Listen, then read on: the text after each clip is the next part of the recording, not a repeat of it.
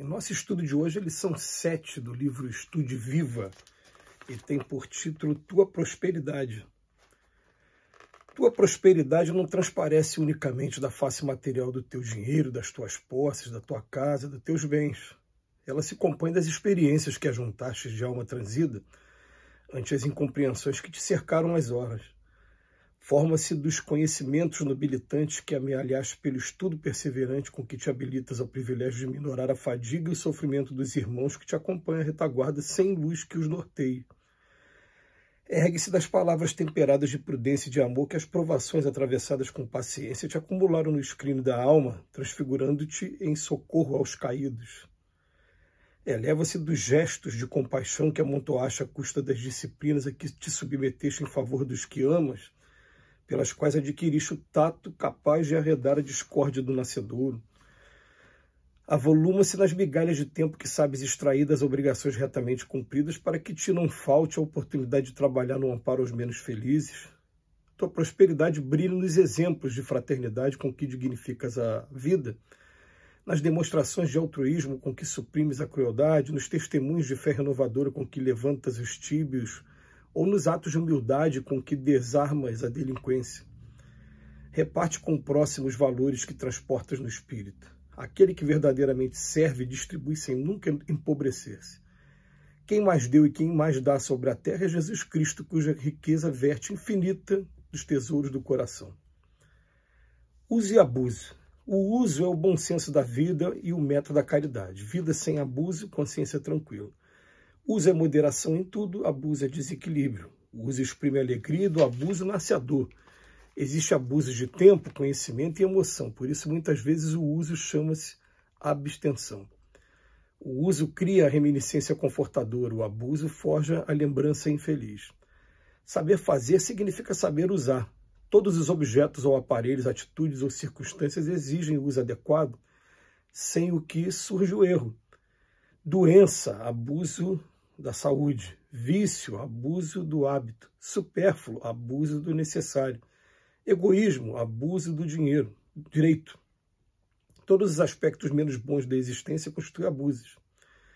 O uso é a lei que constrói. O abuso é a exorbitância que desgasta. Eis porque progredir é usar bem os empréstimos de Deus. Gente, duas lições que se completam de maneira maravilhosa. É um livro que a gente começa já a admirar por conta da maneira como o Emmanuel escreve. Logo depois o André Luiz vem complementar as lições do Emmanuel. Também, a curiosidade, para quem não percebeu ainda, esse livro foi escrito por dois médiuns, pelo médium Chico Xavier e ao mesmo tempo pelo Valdo Vieira, enquanto eles tiveram aquela parceria dos dois juntos. Vamos para a lição mesmo, né? Tua prosperidade. A gente tem contato com alguns pastores evangélicos que eles falam muito, né? Dependendo da corrente que sigam, porque a gente sabe que hoje o protestantismo tem muitas, diversas vertentes. Hoje quem estuda aí essa parte de teologia divide o cristianismo em católico, romano e ortodoxo, e os protestantes em várias ramificações, desde os tradicionais, os que vieram lá da reforma luterana, anglicano, batista, presbiteriano, metodista. Aí depois tem os pentecostais, os neopentecostais, tem essa classificação entre eles, né, que eles fazem essa divisão, enquadrando cada um segundo a linha, né? Mas a gente sabe que a cada dia aparecem igrejas novas. E algumas igrejas pregam a teoria da prosperidade. Ou pregaram durante algum tempo, algumas estão abandonando, estão transformando a teoria da prosperidade agora em teoria do domínio.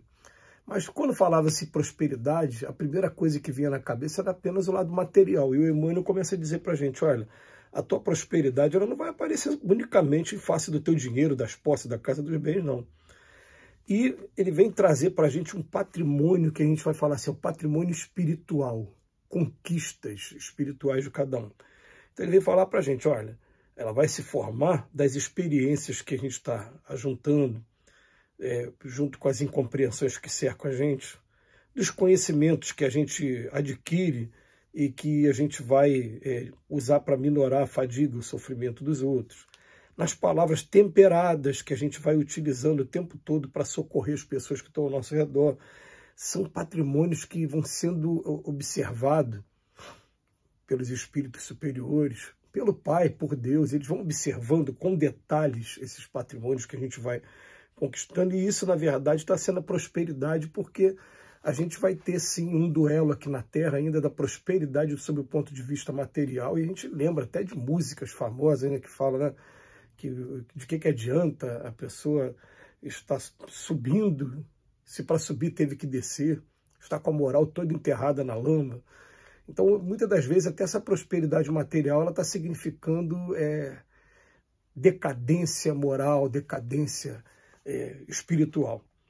E nem falar, nas migalhas de tempo que a gente usa para atender as pessoas, a gente também tem prosperidade. Então, ele vem trazer para a gente uma ressignificação da palavra prosperidade, ou talvez uma extensão, porque os espíritos já falaram isso com a gente em outras mensagens. Falaram assim, ó, a prosperidade material ela é muito importante. Por quê? Porque depois da prosperidade material, a gente vai ter uma hora que a gente vai começar a se preocupar com os valores do espírito, a gente vai ter a mesma dedicação que a gente teve para comprar a nossa casa, comprar o carro, para pagar as prestações, a gente vai ter também para poder buscar esses patrimônios espirituais, morais que estão sendo descritos na lição de hoje. Mas, já que a gente falou dessa parte de material e também está fazendo uma análise da prosperidade espiritual, vem agora o André Luiz falar sobre o uso e o abuso, e a gente lembra que até na lei de conservação, a gente vai estudar muito isso, o que é necessário, o que é supérfluo, e até os limites onde a coisa deixa de ser uso e passa a ser abuso, e até limites que hoje não estão na lição de hoje, mas fala, por exemplo, né, quando vai falar na lei de destruição, lá no livro dos Espíritos, eu tenho direito ilimitado sobre os animais? Não. Sobre os animais, eu posso tirar a vida do animal quando for para minha segurança, para minha alimentação. Passou disso, é abuso. Então, quando vai falar de uso e abuso, o uso é o bom senso da vida, o método da caridade, e a vida, quando está sem abuso, a gente tem a consciência tranquila. É moderação em tudo. O abuso já é desequilíbrio. Uma letra, uma música, falta de medida só revela o incapaz. O uso exprime a alegria, do abuso nasce a dor. E vem agora uma sequência que é para a gente analisar bem, né, o complemento dessas lições. Ó, existe abuso de tempo, de conhecimento e de emoção também. Por isso, muitas das vezes, o uso vai se chamar apenas abstenção. Deixar de viver aquilo. Aí você está usando. Você começou a usar demais, você vai começar a entrar no abuso. Olha que coisa interessante, profunda para a gente analisar. Porque ele vem explicar daqui a pouco por quê. Porque a doença acabou sendo o abuso da saúde. Um amigo meu recentemente fez essa pergunta. Você sabe qual é a diferença do remédio para o veneno? É a dosagem. O remédio pode se tornar o seu veneno. Pois o vício, abuso do hábito. O que a gente está viciado aí agora? Quais são os vícios que são materiais e quais são os vícios morais? Aí depois, supérfluo, abuso do necessário. E o Gandhi, por exemplo, tinha uma frase muito radical que a gente respeita muito e procura analisar por conta do galardão que esse espírito tem e pelo legado que ele deixou para a natureza, para a humanidade, para a natureza também. Ele falava assim, né? O homem que vive do supérfluo está roubando o necessário do outro. Depois fala, egoísmo é o abuso do direito. Eu tenho conhecimento, mas eu estou aqui, ó, através do meu egoísmo, uma frase espetacular que a doutrina espírita trouxe, pelo menos para mim, né, que não existe um vício sequer que não tenha origem no egoísmo. Todo vício. Eu gosto de chocolate. Por ter gostado muito de chocolate, eu quero comprar as melhores marcas de chocolate para mim. Entrou no egoísmo. Todos os vícios que você puder imaginar, eles decorrem do egoísmo. E depois ele fala, todos os aspectos menos bons da existência constituem abusos. O uso é a lei que constrói, o abuso é a exorbitância que desgasta. A partir do momento que a gente consegue usar sem abusar, não só a gente vai estar com a consciência tranquila, como a gente vai estar também tendo prosperidade. Prosperidade sim, prosperidade material. Dá o valor para o dinheiro que o dinheiro tem, mas lembrar que o patrimônio principal nosso está aqui na mente, está aqui no coração. Que Jesus nos abençoe hoje e sempre.